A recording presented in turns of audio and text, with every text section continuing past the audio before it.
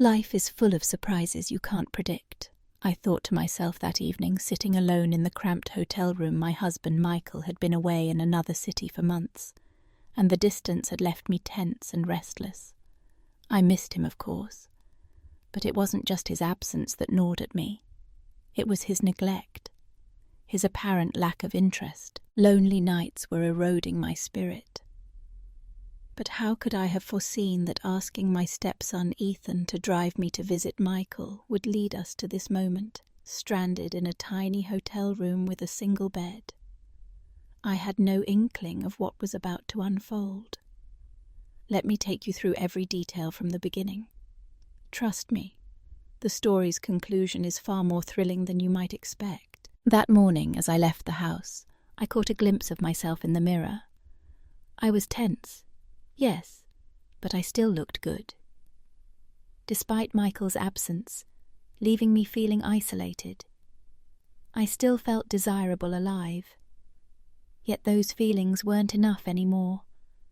They didn't satisfy the emptiness within me. In the kitchen, Ethan was finishing his breakfast when I called out to him. "You're starting college at the end of the summer, I know, but you need to improve your driving. Come on. Take me to your dad." He looked up with that familiar cheeky grin. Ethan was a sweet kid with a quirky, humorous side, though he could be a troublemaker at times. "All right, stepmom," he said teasingly. "But on one condition. Tell Dad to get me a better car for the summer." "We'll talk about it," I replied sharply, rushing him along. Inside, I just wanted to get the trip over with, unaware that the journey wouldn't go as planned. We'd been driving for about 2 hours. I was in the back seat, scrolling through my phone, while Ethan hummed to a random song on the radio, occasionally tossing out silly jokes that only made him laugh. Suddenly the car emitted a horrible hiss and died completely. "What's happening?" I asked, trying to mask my rising panic. "I think the car broke down," Ethan muttered, pulling over to the side of the road, clearly annoyed. There we were, stranded in the middle of nowhere, with barely any phone signal and no one around to help. We spent 2 hours arguing, calling every mechanic we could reach and attempting to fix the car ourselves. Eventually we had to accept the inevitable. Our only option was to spend the night at the nearest motel. At the motel's reception, while Ethan spoke with the desk clerk, I stood behind him frustrated. If Michael hears about this, he's going to lose it, I thought. Strangely, though, I didn't care as much as I expected. Deep down, I sensed that tonight would change everything. When we opened the door to our room, my expectations plummeted. The space was tiny, barely large enough to move around in. There was one bed, a small nightstand and a dim flickering overhead light that cast a dingy glow. The ceiling felt oppressively low, the air conditioner barely functioned, and the single window overlooked a dreary parking lot. "This is it," I muttered, disappointed. Ethan walked in behind me, laughing. "What were you expecting, a 5-star hotel? Relax. Stepmom, it's just one night." That teasing tone and cheeky grin irritated me, but they also sparked something inexplicable inside me, though I hated to admit it. The idea of being stuck here with Ethan didn't seem entirely unpleasant. "The heat is killing me," I said, rubbing the back of my neck. "I need a shower or I'm going to pass out." "Sure." "Sure," Ethan replied casually, throwing himself onto the bed and lying flat on his back. "This is your space. Eleanor, do whatever you need to feel at home." I glanced at him briefly. His lean, toned frame and boyish face gave him a strange charm. Shaking the thought from my mind, I reminded myself that he was Michael's son, my stepson. I stepped into the bathroom and closed the door. For a moment, I stared at my reflection in the mirror. My hair clung to my skin from the heat, but I still had that spark. Turning on the shower, I let the water wash over me, hoping it would clear the tangle of emotions building inside. I'm 47, I thought. Ethan's not a kid anymore. He's 22, about to start college. And here we are, stuck together in this tiny room. The thought both unsettled and excited me in a way I couldn't articulate. Michael's face flashed in my mind. I wanted to surprise you, Michael, to be with you, but now I'm here with your son, and I don't know how to feel. The steam filled the small bathroom, relaxing my body, even as my mind raced. Ethan's grin, his carefree nature. It was igniting something unexpected within me.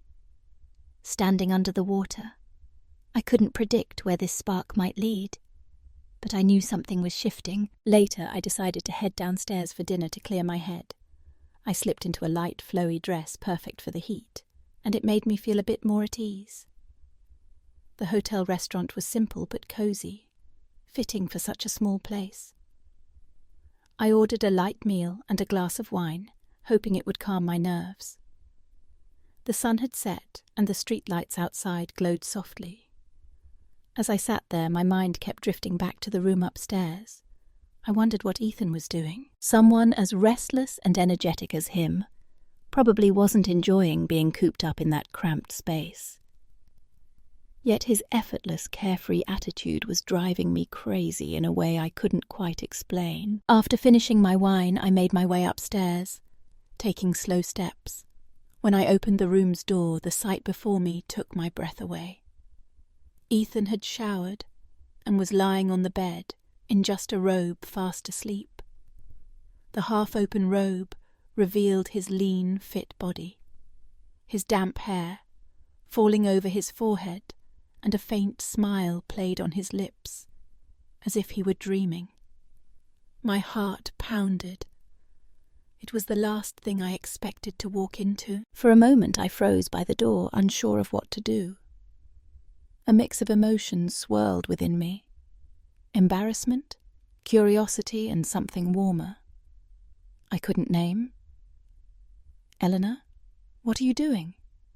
That's Michael's son, I scolded myself. But my eyes betrayed me, drawn to the part of his robe that had slipped further open. The small room only intensified the situation. There was no other bed.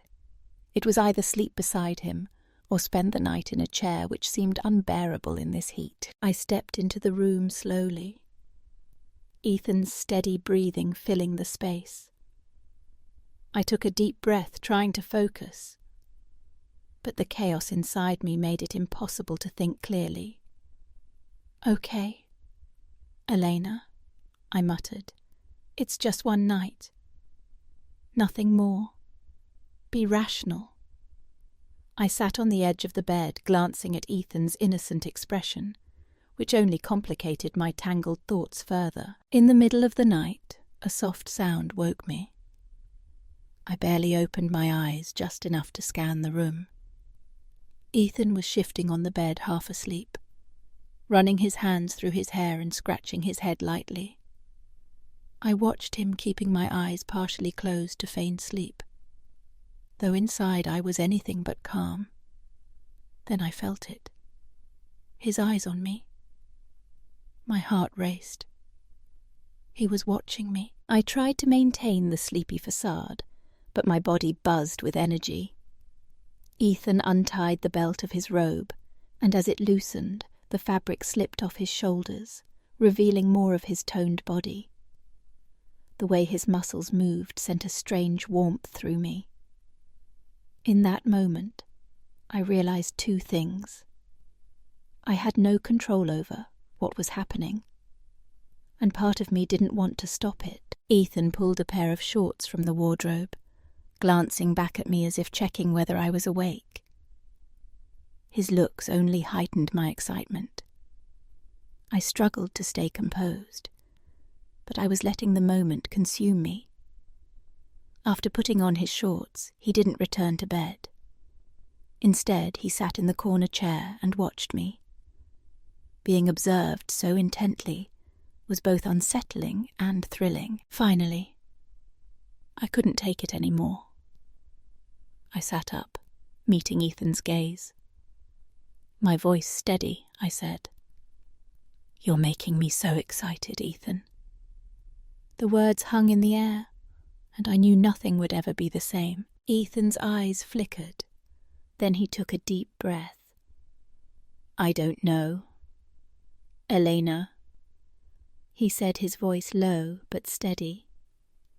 "We've been living under the same roof for a while now, ever since Dad's been away.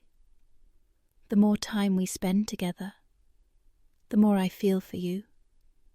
You might not realize it, but sometimes I can't hide my admiration. Right now this feels like a dream." His words caught me off guard, stirring something deep within me. Ethan's gaze held mine with honesty and passion that captivated me. "I've got to get up early to get the car fixed," he continued, though his voice suggested he was convincing himself. "But right now, I can't take my eyes off you, Elena. I've never felt this way before." My heart raced. I moved to the edge of the bed and sat in the chair opposite him, our eyes locked. The energy between us was palpable, needing no words. After a moment of silence, I puckered my lips slightly and fixed my gaze on him. "Ethan," I said slowly, my voice laced with curiosity and challenge. "Are we talking about the same thing?" Ethan's gaze deepened, as if he wanted to live this moment through feelings alone. He didn't reply, but his eyes said everything I realized. There was no turning back. A surge of courage and desire welled up inside me. Taking a deep breath, I spoke again, my voice calm but firm. "When I came into the room, you were asleep. Your robe was slightly open, and I couldn't take my eyes off you. It affected me more than I expected. We can't run from these feelings. We both know that." As my words lingered, I stood slowly, his eyes following my every move. My fingers reached for the sash of my dress. As I untied it, I heard his breathing quicken. "I think," I whispered, "we need to even things out, Ethan." I unzipped the back of my dress, letting the fabric slip off my shoulders and fall to the floor. The cool air against my skin only intensified the heat within me. The look in Ethan's eyes, surprise, admiration, and undeniable attraction said it all. "Now," I said in a low voice, stepping closer, "we'll see if we're really talking about the same thing." Ethan's eyes remained fixed on me, his expression steady and full of fire. Suddenly he stood, never breaking eye contact, and turned on the room's light. The soft glow illuminated the space as he locked the door. My heart raced. Time seemed to slow, leaving just the two of us. As he stepped toward me, his hands found my waist, his touch sending an electric current through me. Without a word, he leaned in, his eyes dropping to my lips. I didn't resist. I couldn't. Everything about this felt inevitable. When his lips met mine, the tension inside me melted away. His kiss was slow, exploratory, but carried undeniable passion. My hands instinctively reached for his shoulders, feeling their strength and warmth. The space between us vanished as our breaths mingled. That moment was an explosion of all the unspoken emotions between us. Ethan's youth and energy collided with the depth of passion I'd carried over the years. It was the start of something both terrifying and exhilarating. That night, there was no hiding what we felt. Exhausted. I fell back onto the bed, my mind racing. My breathing was uneven and my foot brushed against my dress on the floor. I felt Ethan's intense gaze on me. He bent down, picking up the dress, his fingers lightly brushing where my foot had been. Even that simple action sent a spark through me. For a moment, hesitation flickered across his face, but it was quickly replaced by determination. He set the dress aside and climbed onto the bed, his movements careful and deliberate. As he leaned closer, the distance between us disappeared entirely. I looked up at the ceiling. my heart still racing, and caught Ethan smoothing his hair back, his face flushed with excitement and joy. His passion moved me deeply. "I'll never forget this hotel," he said, his voice trembling, each word heavy with emotion. His hands shook slightly, his body tense as if he wanted to hold on to this memory forever. "I definitely don't want Dad to sell the car anymore," he added with a faint smile. Exhausted, I couldn't muster a response. My legs trembled, and I didn't even realize when I drifted off to sleep. The next morning, Ethan returned with the car fixed and announced we needed to pick up Michael and head to the city. On the road I was flooded with regret and mixed emotions. Yet an undeniable excitement lingered, looking at Ethan, his eyes, his actions. Everything about him affected me. It was complicated, and I couldn't decide between the questions swirling in my mind and the thrill in my heart. One thing was certain: this journey had changed everything. As we drove toward the city, the hum of the engine filled the silence between us. I stared out the window, watching the blurred landscape pass by my thoughts. A tangled mess.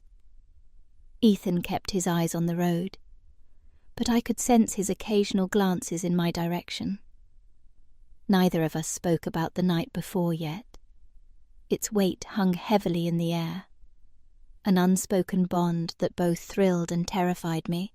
I tried to focus on Michael, picturing his face when we arrived. Would he sense something was different? Could I even look him in the eyes without betraying what had happened? The guilt gnawed at me, but it was overshadowed by a strange sense of liberation. For months I'd felt invisible in my marriage, my desires and needs ignored last night with Ethan. I'd felt seen, desired in a way I hadn't in years. It was wrong, I knew, but it was also intoxicating. Eleanor Ethan's voice broke through my thoughts, soft but deliberate. "You okay?" I turned to him, forcing a small smile. "Yeah, just thinking." He nodded, his grip tightening on the steering wheel. "About last night?" My breath caught. I hadn't expected him to address it so directly. "Ethan, we can't..." I started, but my voice faltered. What was I even trying to say? That we should forget it? That it was a mistake? The words felt hollow. "I know," he said quickly, his eyes still fixed on the road. "I know it's complicated, but I don't regret it. Elena, I meant what I said last night. I've felt this way for a while." His honesty disarmed me. I wanted to scold him, to remind him of the boundaries we'd crossed. But instead, I felt a pang of sympathy. Ethan was young, caught up in emotions he probably didn't fully understand. And yet his feelings mirrored my own in a way that made it impossible to dismiss them entirely. "Let's just get to your dad," I said finally, my voice barely above a whisper. "We'll figure this out later." The rest of the drive passed in near silence, each of us lost in our thoughts. When we finally reached the city, Michael was waiting at his temporary apartment, his face lighting up when he saw us. "Elena," he exclaimed, pulling me into a hug. "I can't believe you made the trip." I forced a smile, my heart pounding as I returned his embrace. "I wanted to surprise you."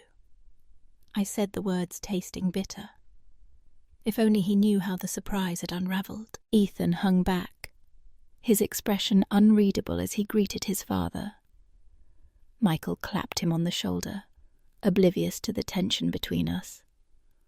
"Heard the car broke down," he said, chuckling. "Good thing you two managed to sort it out." "Yeah," Ethan replied, his voice neutral. "We managed." Over the next few hours I tried to act normal, laughing at Michael's stories and joining in the conversation. But every time Ethan's eyes met mine, my stomach twisted. It was as if we were carrying a secret too heavy to conceal, yet too dangerous to reveal. Michael, wrapped up in his own world, noticed nothing amiss. That evening, the three of us went to a small diner for dinner. Michael dominated the conversation, talking about his work and the city, while I nodded along, my mind elsewhere. Across the table, Ethan was quieter than usual, picking at his food. At one point, our eyes locked, and for a fleeting moment, I saw the same mix of longing and uncertainty I felt. It was a dangerous connection, one I knew we needed to sever, but the pull was undeniable. Back at Michael's apartment, I excused myself to the guest room, claiming exhaustion from the trip. Alone, I sat on the edge of the bed, staring at my reflection in the small mirror. Who was I becoming? The woman who'd crossed a line with her stepson. Wasn't the Elena I recognized yet. I couldn't deny the part of me that felt alive because of it. I thought of Michael sleeping soundly in the next room, unaware of the betrayal. The guilt was suffocating, but so was the memory of Ethan's touch, his words, his gaze. A soft knock on the door startled me. Elena. Ethan's voice was low, hesitant. My heart raced. "What is it?" I whispered, opening the door. Just a crack. He stood there, his expression conflicted. "I couldn't sleep. I needed to see you." "Ethan, we can't do this," I said, my voice trembling. "Not here, not now. Your father's in the next room." "I know," he said, running a hand through his hair. "I'm not asking for anything. I just wanted to say, I don't want this to end. Whatever this is, it's real to me." His words hit me like a wave, stirring the same reckless desire I'd felt the night before. But this time, reason prevailed. "Ethan, this can't happen again," I said firmly, though my voice wavered. "It was a mistake. We got caught up in the moment. But it's over." He looked at me, his eyes searching mine for a moment before he nodded. "If that's what you want," he said quietly. "But I'll never forget it, Elena." With that, he turned and walked away, leaving me alone with my thoughts. I closed the door, my chest tight with emotion.